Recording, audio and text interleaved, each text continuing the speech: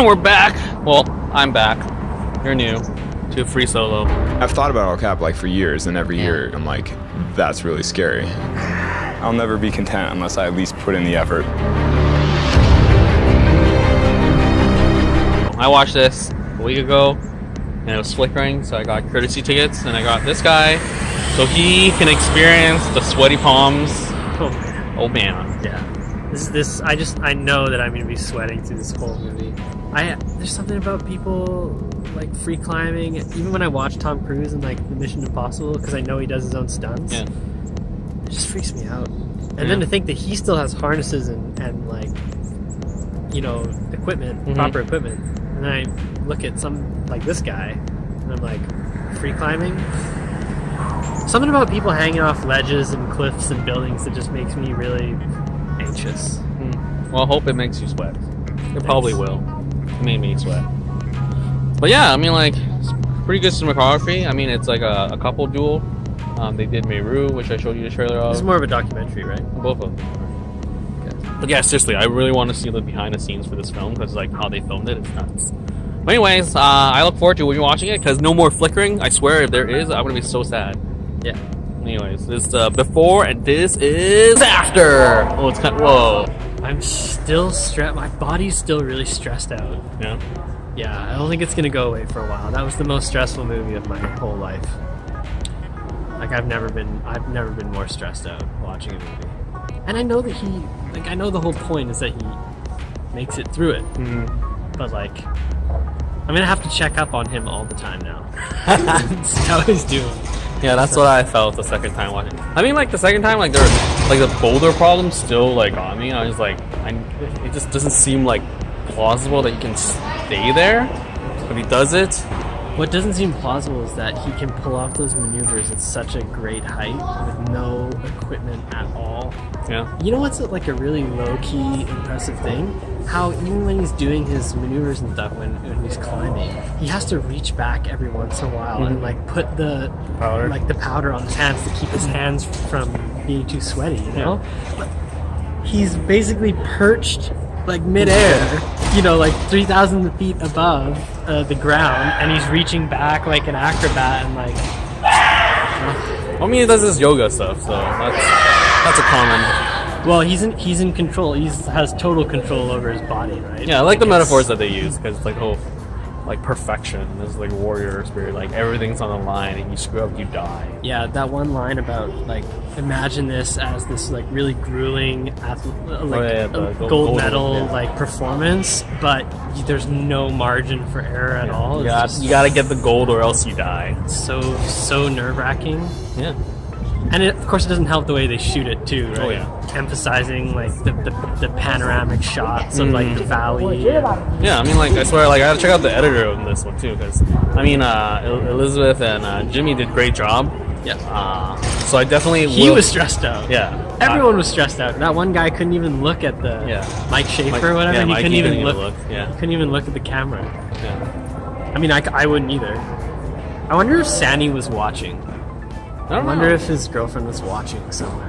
On Maybe like later. a remote camera or something. I don't know. I would freak out. I wouldn't want to. I wouldn't want to. And just on that note, being like the significant other of a climber seems very unrewarding. Yeah, but that's sort of like the daily occurrence of like people in emergency services, like firefighters or whatever. Yeah, it's true. Even police officers as well, right? Yeah. I mean, like all emergency services. It's like you never know if they're gonna come back tonight. But there was no doubt in my mind. I mean, he had that part where he kind of questioned like whether he wanted to continue doing it or not. But obviously, you know, they wouldn't have made the movie. Well, that's the thing. Jimmy actually, like, there was one part where he's like, well, this is going to be about him and free soloing, or like an obituary for a friend. Yeah.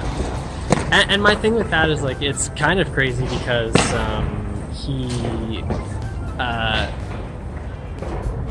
it's one of those things where like you read a lot of stories about those people, you know, doing these kind of like extreme activities. Yeah. And it's like, it's tragic when they die, but they also, a lot of the times their friends and family will say like they were happy. They said like they died doing something that they really loved. Yeah. So in a way, I kind of felt the same with Alex. I would be like, you know, it'd be really tragic if he died here, but like I think he'd be at peace, like dying that way. I think that interview with his mom really like centered it all of why he's doing it, because that's the only place where he can really feel everything. So it's And be like, himself. Yeah, it's like, would you deny someone of those emotions when like literally everything they do is numb, like nothing feels like anything? Yeah. I mean, granted, it's like probably because of his genetics and his amygdala. his non-active amygdala, yeah. Yeah, his personal life was a really interesting component to this film. Just how he was brought up. Yeah. And like how his parents were with him, and how he was growing up. Yeah. Because the climbing is such like a lonesome activity. It's almost like he was destined to do something like that. Yeah, that's true. So Because like what other like lonesome high fear thing would there be? it's just like in his genetic makeup, like you're saying. Like he was meant to do something like free solo, free climbing. So yeah, great film. So I definitely look forward to whatever Jimmy and Elizabeth are doing next. Well, now I want to see Meru. Yes, go watch Meru 2015. And now it has a good narrative too, because I mean, like you're saying, this one had a good narrative. Just the balance between actual climbing, history, relations. Yeah, and of course, in like movies like this, they need to bring in like the emotional element. So you have the girlfriend, you have his friends who have become like, they were his climbing acquaintances, now they've become like his extended family. You have their kids, like they go buy a house, they talk about starting a family and blah blah blah. Yeah. So it's not just like we're out here to climb. It's more like this is his life. Yeah. And we're just witnessing it and being filmed.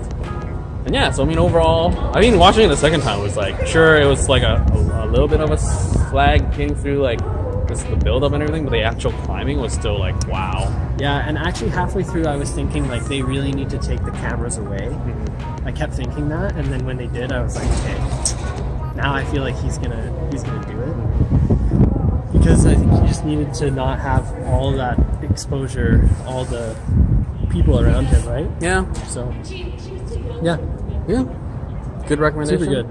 Yeah. I just sweat through my shirt. So. That's gross. But anyways, this is the before and after times 2 with Cullen here for a free solo. Later.